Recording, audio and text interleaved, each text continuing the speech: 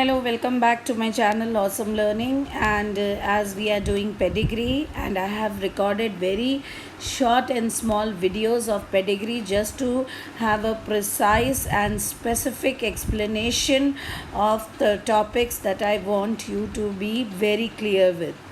So now we will be doing certain examples on pedigree so that you can understand them more clearly. So here is a pedigree chart in front of you. You can see this is the first generation. Okay, so first generation, after that second and the third generations, as you see. Okay, these are the parents, and because both the parents are shaded, so they show that they are affected. Now these parents have the progeny. This is the progeny 1, 2, 3 and 4. You can see male is affected, another female is also affected, and 2 females which are normal, right? Now as affected children have affected parents, you see children are also affected and parents are also affected. So first point that we have noted here is that affected children have affected parents. Then second thing is 50%. Now out of 4 progenies, these parents had 4 children, and out of these 4, 50% are affected. So I have told you this earlier also, that 50% or more than 50%, if they are affected, then the trait is supposed to be dominant. The trait should be dominant. Okay, so and another thing that we have noticed here is that males and females, see, are equally affected. Males and females are equally affected. So this point is also noted down here. And all the generations are affected. Now the defect is not getting skipped. I told you ना कि in sex linked recessive defect जो है वो skip हो सकता है, but I can see that in every generation the defect is there, even in the parents, then in the first generation also, and in the second generation. So the defect is being expressed in all the generation. Now after looking at the situation, it means that the character is dominant, and because it is present in both males and females, it is also autosomal. So what is my you remember children, whenever they will give a pedigree question, whenever you will get this question, they will ask you to identify whether the defect is autosomal or sex linked, and whether it is dominant or recessive.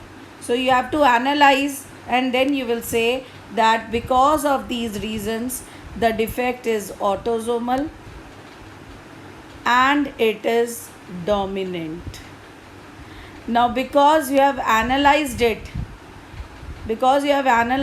to be autosomal and dominant also, then what will be the genotypes? Now of course, because it is dominant, and one more thing children, note it down, that as the trait is dominant and 2 of the children are unaffected, so what will be the genotype? The genotype will be capital A small a, capital A small a, right? Because we have to also get 2 unaffected children, because if I take capital A, both of them to be homozygous, then I won't get any child which will be unaffected. Understood?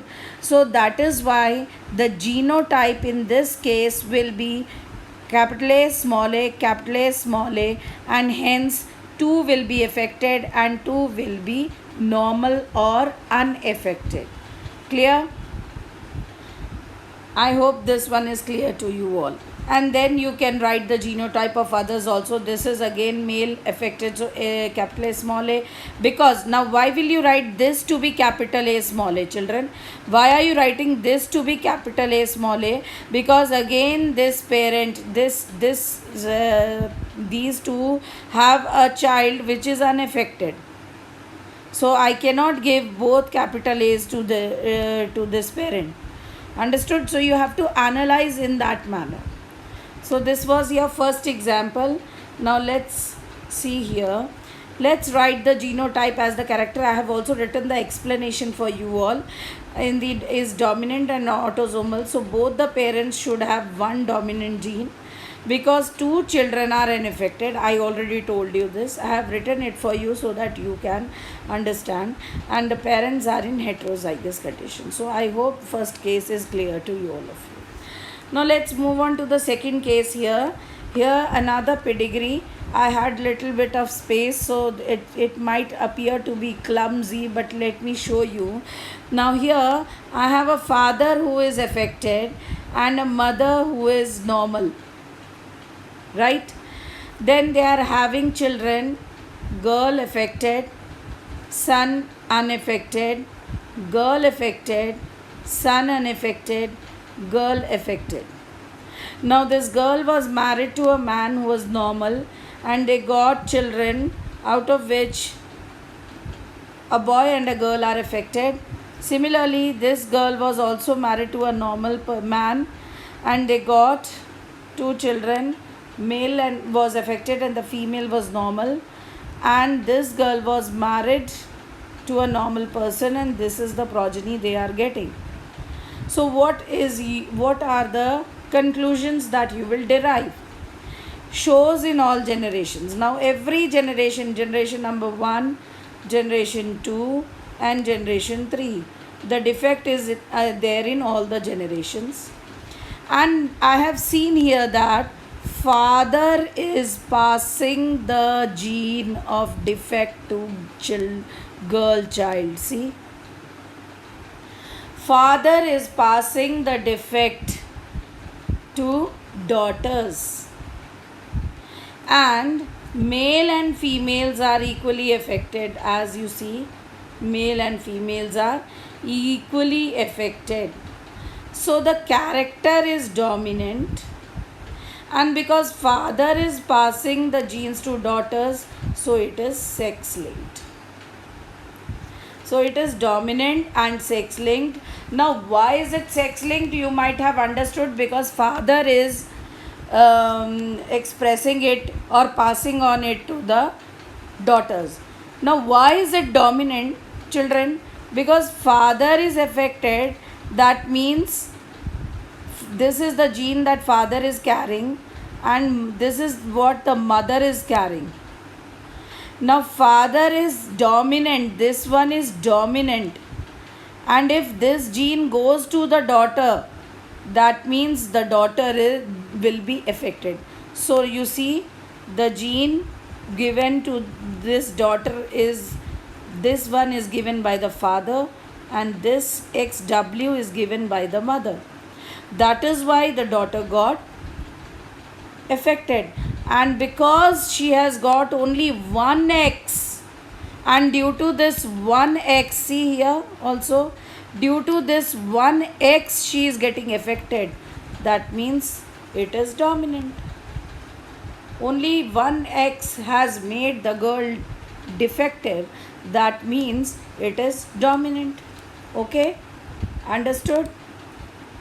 Let's move on to the next one. This is the third example. See, children, here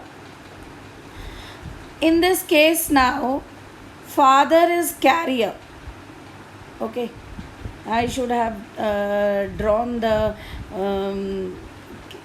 carrier as to be half shaded. Now in this case, children, this is mother and this is father, XC, and father is carrying the gene C on its X chromosomes. Now all the generations are not affected. You see, the defect was in first generation and now it is appearing in the third generation. Second generation is not having any defect. That means father, why did I say father is carrier? Because father did not give the defect, it was only carrying the gene. But father transferred this gene to the grandson here. See, father transferred the gene to the grandson through her daughter. The daughter was intermediate because daughter got this XC from father. She was not affected, but she became a carrier. And then she passed on this XC to the grandson.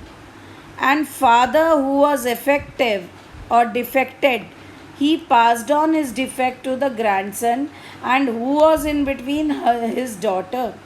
So that means it is what? Sex linked. It is sex linked, and the gene is recessive, and because it passes through daughter, it is sex linked. And why is it recessive? You understand, because Y does not carry any gene.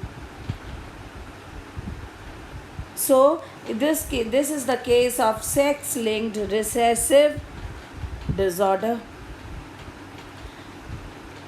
Next, the fourth example here in front of you is, this is the pedigree I am having. Here parents are not affected, see, normal parents. And the defect is only seen in females. So, this is recessive and autosomal, because only in female the gene is recessive. That is why small a. So this is the case of autosomal recessive G defect. Last example here is, this is the pedigree. It is seen in all the generations, first, second, third, fourth, all the generations, and 50% or more than 50% are defective.